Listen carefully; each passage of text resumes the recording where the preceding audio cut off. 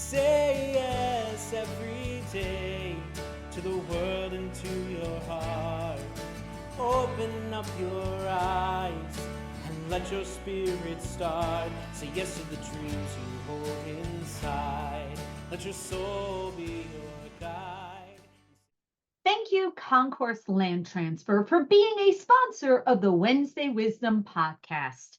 If you're looking for a title insurance partner that understands exceptional service and adapts to your lender's unique workflows, well, look no further than Concourse Land Transfer, now accepting orders in all 50 states. They deliver reliable and knowledgeable title insurance services that seamlessly integrate with you and your partner's operations. At Concourse Land Transfer, our expert team is dedicated to ensuring a smooth, secure process every step of the way so you can offer your clients unparalleled confidence. Visit concourseLT.com to partner with them today, because if you're looking for reliable, knowledgeable, and nationwide title solutions, trust Concourse, of course. Thank you for joining us today for another episode of Wednesday Wisdom. Today, we are joined by the fabulous Dallas Tarleton. He leads the strategic partnerships for Movement Mortgage.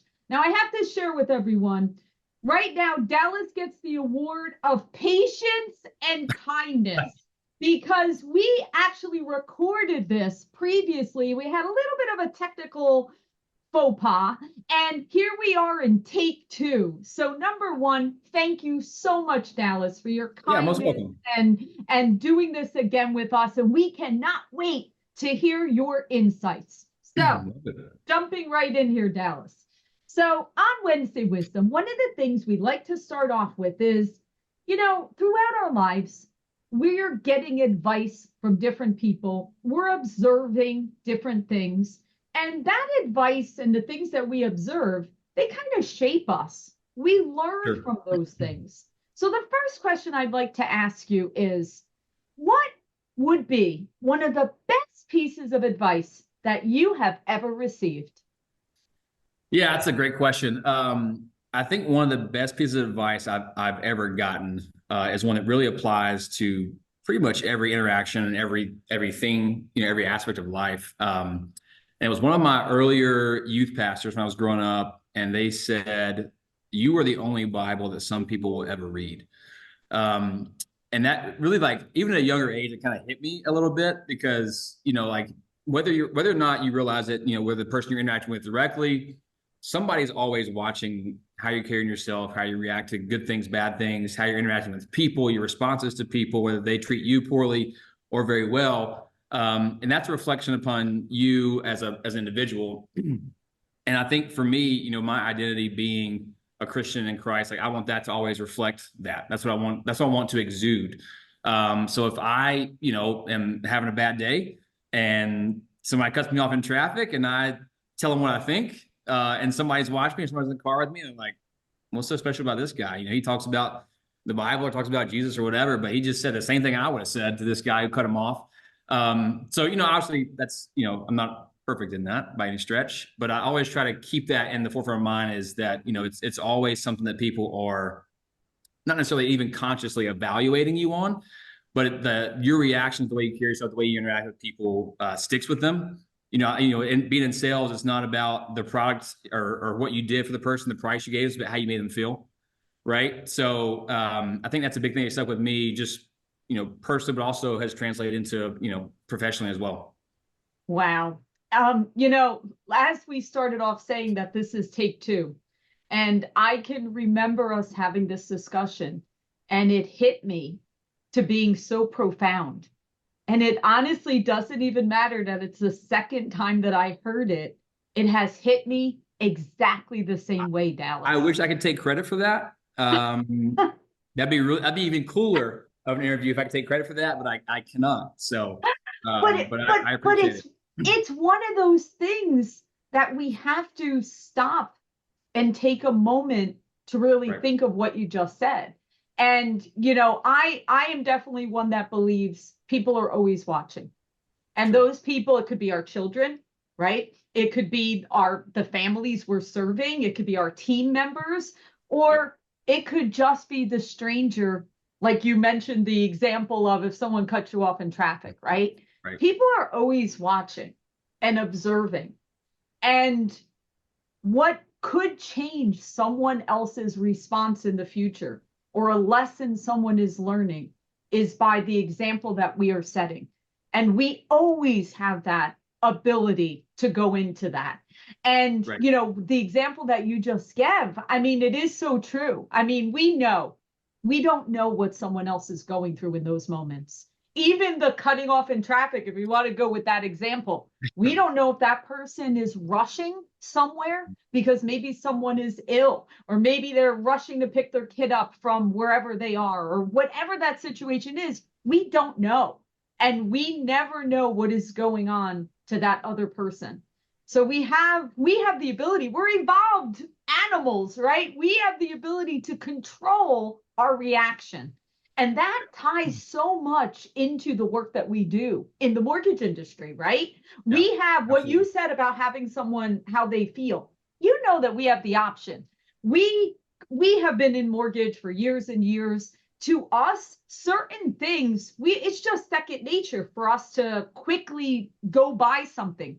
But to that person that is purchasing the biggest thing of their life, and they're scared, and it's emotional, and all of these things are rushing through them, we have to take our time to explain. We have to take that moment to really make them feel comfortable, because maybe they're afraid to ask a question because they don't want to sound uneducated, or maybe they don't want you to second guess them or judge them, right? So even in those examples, we then again have a perfect opportunity. And that leads me to flowing into the second part of that question. So now you've gotten this great advice as a young man. How did you take that advice and apply that now into your personal and professional life at this stage in your life? Yeah, so I think leading a team here at Movement, like you mentioned a minute ago, they're obviously watching, and you want to be a leader that they want to follow, right? Not a manager, but a leader.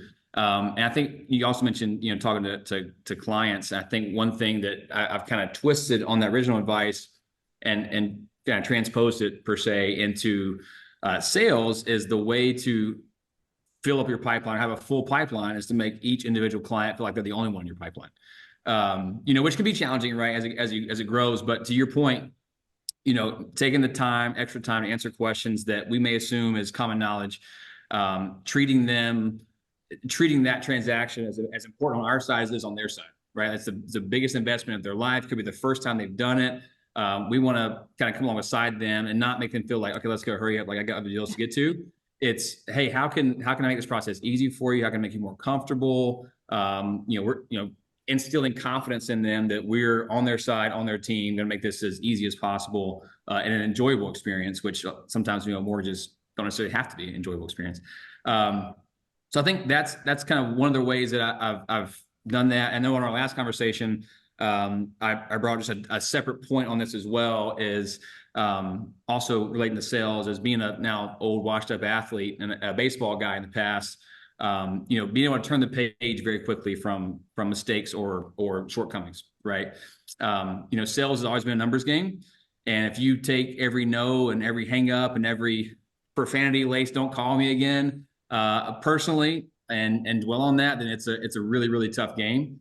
And not that it's not anyway, but being in baseball, the cliche is you can fail 7 times out of 10, be a Hall of Famer. And that's, I can vouch that is the case. It's very challenging. And I think just having done that my whole life, I had to develop that, like, all right, next play, next pitch, next call. When you kind of face those headwinds in sales that you face a lot of times, it's not you, it's them, right? And maybe they was having a bad day and you call at the wrong time and they just let you have it. And that's okay. Right. That's okay. I'm going to do my best to, the first question, to be the Bible they're going to read and say, you know what, I understand you had a rough day, sir. I'll call you later, whatever it is. So yeah, I think both those two things have kind of really affected me personally. Obviously now having a family and 2 kids, and trying to be an example and a leader for them. but also just in general. And then obviously with my team here at Movement, to be a leader that's worthy of being followed. And then, a producer, a loan officer that garners trust and, helps clients achieve goals and achieve dreams. Yeah, so much of that is the foundation of being fulfilled as a whole in life. Like whether you speak to it from the professional side or the personal side, Sure. it's even, both of those things apply. Whether, Right. We use the example of our children watching us and we know the kids pay attention to everything, everything you say, everything you do, Everything. every Yeah. move you make, they can recall it very quickly and, and recite it back to us, right? Yep. Sometimes that's good. Sometimes that isn't. We're human, Yep. right? But it is the same thing that I always said, I mean, listen, there were many a struggle time in the mortgage industry as a leader where I was like, man, I have to make sure I don't let my team see me sweat. Because the minute that they see a panic on my face or how I'm acting, well, what do you think that's going to do for them, right? So Right. the same thing with you, right? As a leader, if we came into our sales team, saying, man, it's so hard. This is the toughest market. Oh my God, the rates this and inventory that. And I mean, if we did that, what message is that giving to them? Right. Yeah. And We're we already can't. defeated. We're already Yeah, lost.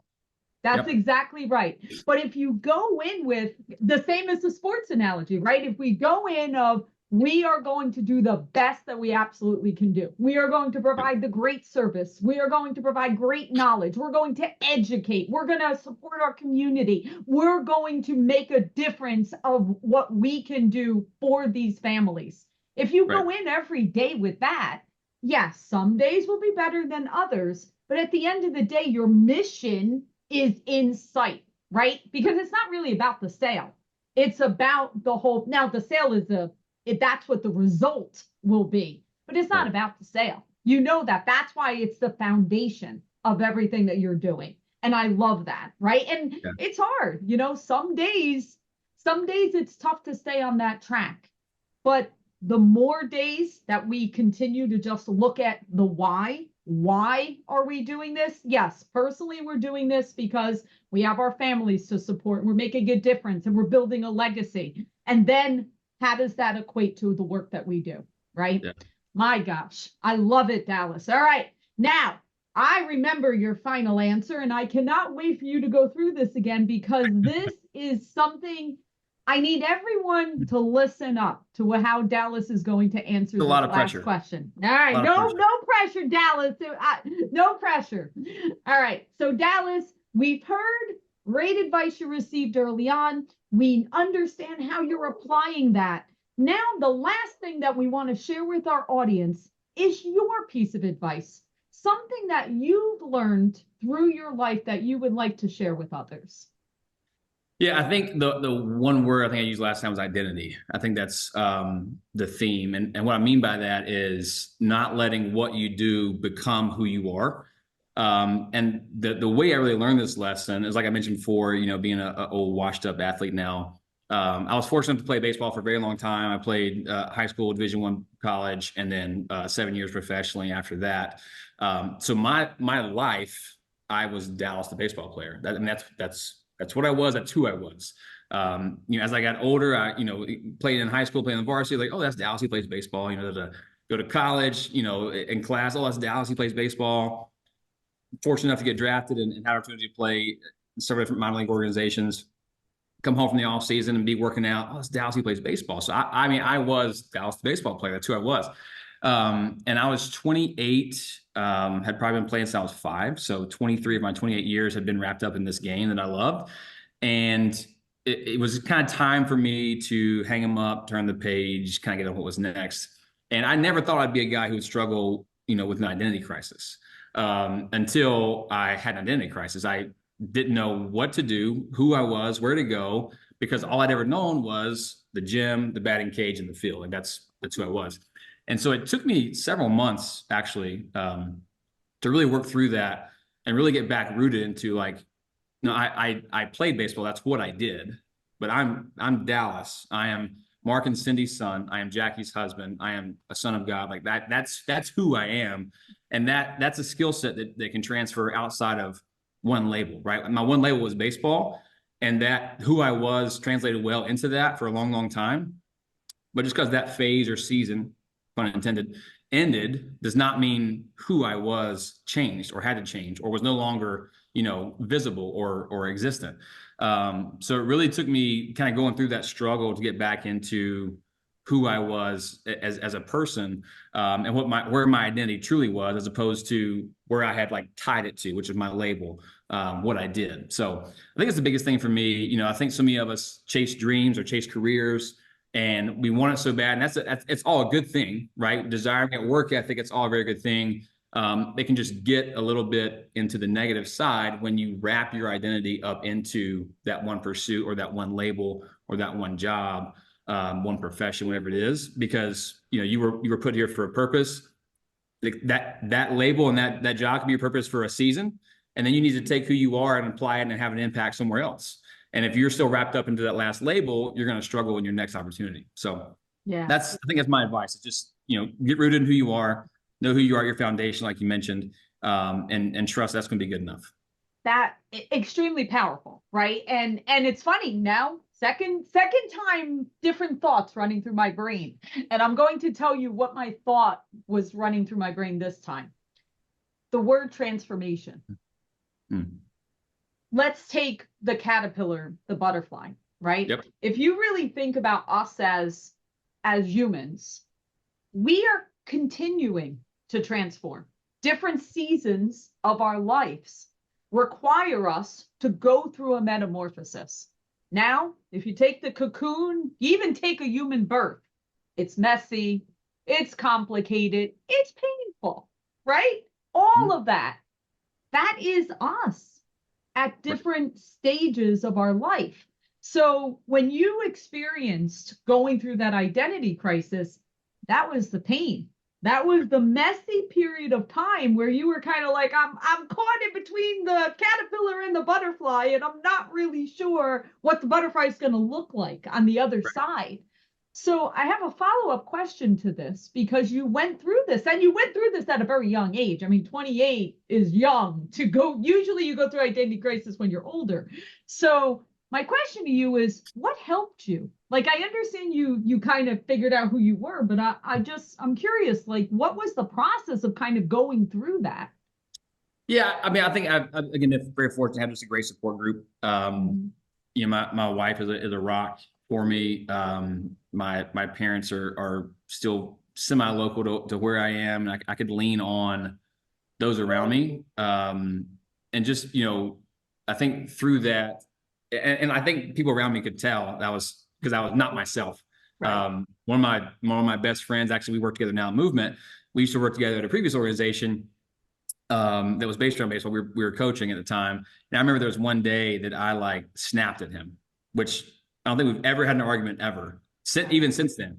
And he was like, and then I was like, "That's who is that? This wasn't me, So I think people could, not that I was like just cranky, grumpy Eeyore all the time, but they tell there's just something wrong, something different. And I think I had the luxury of leaning in on that support group and having people around me that just were there for me the whole time and kind of helped kind of just get me back into where I knew I needed to be. So, I know that might be like a little bit of a cliche answer, but just my support network around me personally and then professionally here at Movement have been great. And I think that was a huge, huge help. I don't want to say you can't do it on your own. It's much, much, much more challenging to do on your own because you get, lost in your own head and start thinking, thoughts that maybe aren't true, but you can convince yourself of it and somebody tell you otherwise. So for me, it was definitely just my kind of my network support group around me that I had. That's great. And that's so valuable. And listen, the lesson learned is you came through your transformation. You now, formed into something that is a new season and a productive season and a positive season. And we're going to go through that. All of us sure. In our lives, right? Kind of go through that, and having that support network, whatever that looks like for each of you, is very valuable and important, and vice versa. for us to be the support system for others, right? No It doubt. works Yeah. both ways. Well, Dallas, once again, thank you so much for take two. We truly appreciate. I could not let our audience not hear your insights and your profound messages. So thank you so much for saying yes to taking a couple minutes to do this again. We truly appreciate you. Yeah, absolutely. Hope it was impactful. Take care. Have a good one.